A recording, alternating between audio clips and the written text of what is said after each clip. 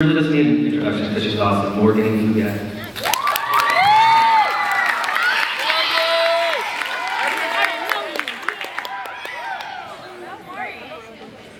I'd just like to start off saying that you're all beautiful. Each and every one of you. You're beautiful from inside and out. This assembly is all about bullying and how we can stop it. We've all figured that out. But I also know we've all heard everything that's going to be said and demonstrated. It's all the same old thing, right? We need to stop bullying once and for all. Or that bullying is bad and it needs to stop.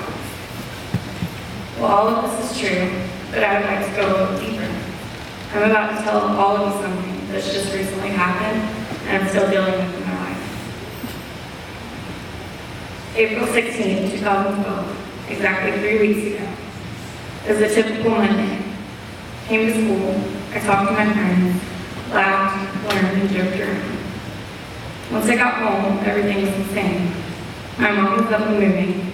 My dog was up and jumping when she saw me walk through the door. My little brother was playing video games. Everything was just normal. At about 6:30, I'm told by my friend to tell my mom to call his. It was urgent. I didn't think much about it. I thought, oh, okay, she needs the rest or something.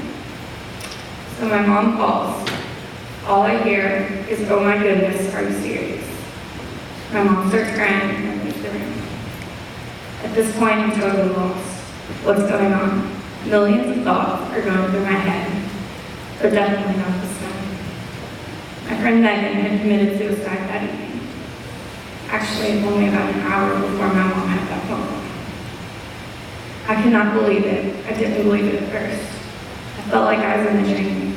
No, I felt like I was in a nightmare. And I was going to wake up and just be able to call Megan and say, hey, what's up? I shut down. I ran to my room and just cried. I was laying there on my bed sobbing. My older brother Blake comes into my room and told me this. No one could have stopped her from the decision she made tonight morning. No one could have changed her mind. I ran to my sister's room, and the rest of the night, we just laid there on our bed, crying. That's it. We didn't want to talk. We didn't want to think. Just cry and be there for each other. The next day, I had not gained a lot of shame, but I gained enough to ask my mom this.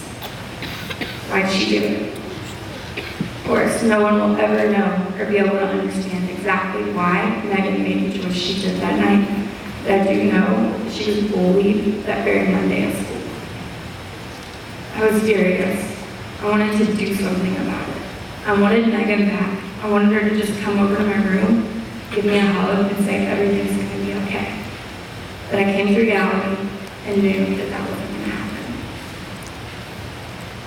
Megan has inspired me. I'm much more aware of the fact of how bad bullying actually is, how it can actually affect people this badly. As far as we know, the situation Megan was in was not an ongoing type of thing.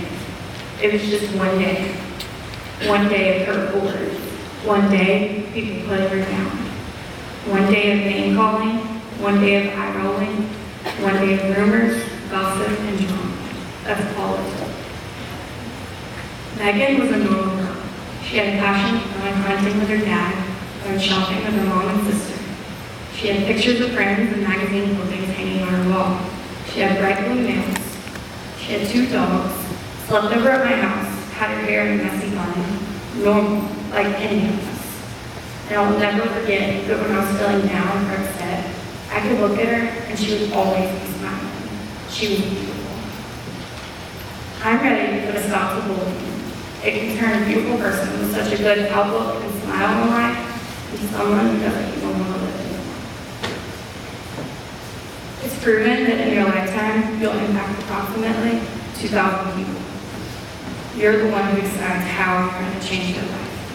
One good encouraging thing you say can mean the world to someone, but also one hurtful, cruel, rude, offensive comment can build up and make someone want to take their own life, like my dear friend. I want you to know that if anyone's hurting you, saying hurtful things, giving hurtful looks, talk to someone. It can help you. I want you to know that there are plenty of people to talk to if they're in a situation. You can always talk to one of the counselors, favorite teacher, or trusted adult, one of your parents, and I am also always here for you to talk to. I may not have all the answers, but I know together we can find them. Even if you think it's no big deal if someone calls you a name or gives you a mean look or says things about you that aren't true, well, it is a big deal. Remember, there's one thing that makes a big impact. Yes, I do believe that Megan knew how much we were going to hurt after she was gone. She wouldn't have done what she did. But at the time, all of those things people were saying were all she could think about.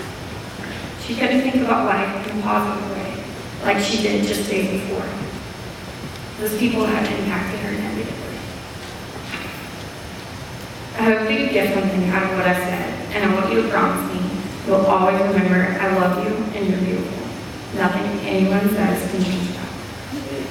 Yes, I will miss Megan a lot. She's like my sister, and I'm still in a stage of shock and sadness.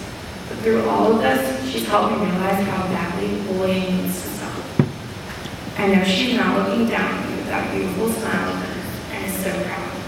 And I know if you make the decision to be a better person and say only encouraging things to people and not things that will beat them down, she's looking down at you, smiling